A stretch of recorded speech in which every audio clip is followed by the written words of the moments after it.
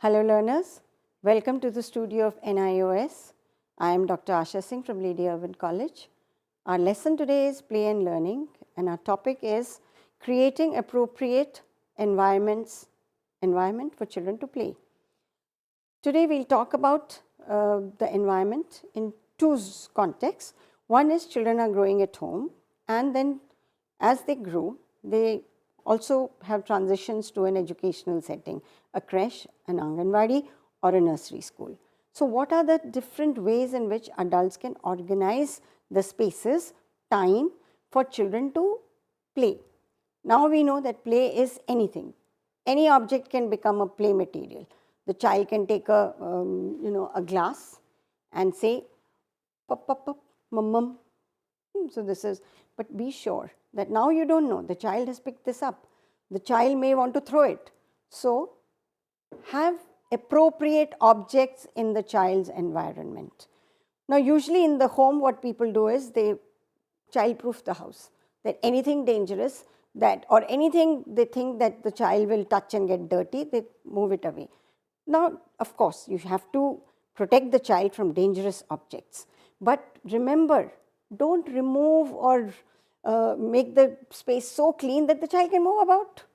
No, you must have objects. You must have, soft toys, because children love to cuddle. This feel is so good. Of course, those are objects specifically for children. But remember, any object in the house can become a play material for children. Currently, there are no spools, no tape recorders or typewriters with ribbons. When our babies were growing up, if there is too much quiet in the house, go check the typewriter, go check the cassette player, because that ribbon pulls out, and it's very fascinating for the child, for this particular object to, it keeps coming out, it keeps coming out, it keeps coming, it's like magic. So therefore, this kind of behavior helps children to explore, but you don't want your data to get spoiled, you don't want. So be very careful in how much you allow the child to touch what is important to you. So those are certain precautions to protect your objects and to protect the child from harm. Always ensure that the objects that children are playing with don't have sharp corners and edges or broken iron stuff.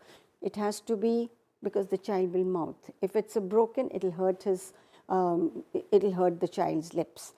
But in the home, have dolls for children to play with, or objects can become their play material. So you might buy small little, play materials like a gas, because children watch, their parents cooking. But remember, you may buy the most colorful toys, but the child may want to sit next to you in the kitchen and use the big vessels. It may be a little noisy, but let that happen, because the child has proximity with you and the child is also exploring the world. That, very unknowingly, the child is learning light and heavy. So the way you create the environment, the watchful freedom that you give the child, helps the child to connect, helps the child to naturally absorb concepts. So this is in the home. You are there to be watchful. You are there to allow freedom. You are there to regulate. In an educational setting, things are different. So you've often heard that nursery school teachers or an Anganwadi worker will say, oh, books corner mein hai. This is the dolls corner. So have a dolls corner, because that's very, very appealing to the child. Because again, that also helps in connecting home to school. That this is not a new place. This is a familiar place. They have objects. So the objects become comforting to the child. Of course, the way the child will pick up, and you will also know what kind of people, what kind of exposures the child has had. That there is fast work, there is slow action, peaceful action.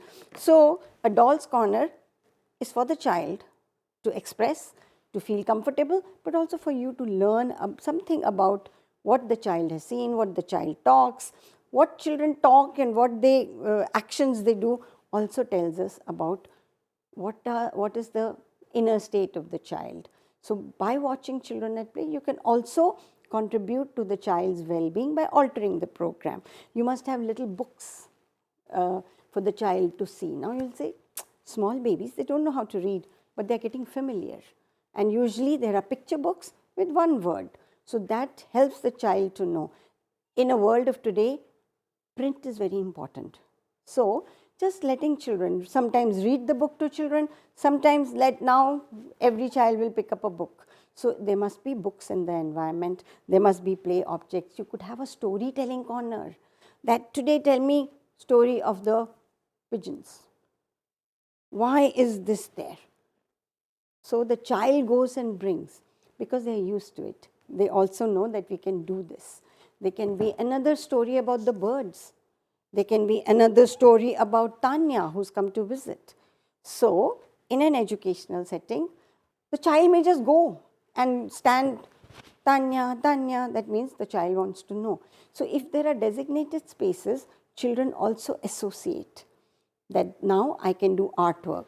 Of course, you must have a basket full of crayons, some paper. Occasionally, you can also have water play, finger painting. So those are things that you can create to stimulate children's play. But having designated corners gives a sense of continuity to the child. So a library corner, a quiet corner, which can also be used to regulate behavior. Sometimes if a child has been,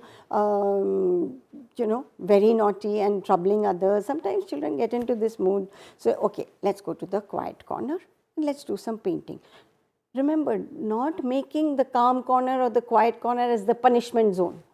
You can do it in a different way. I think we need, but adult tendencies, now we need to go to the quiet corner. The child knows that's my punishment. So, remember, the moment your tone becomes like that, say, no. Quiet, calm corner.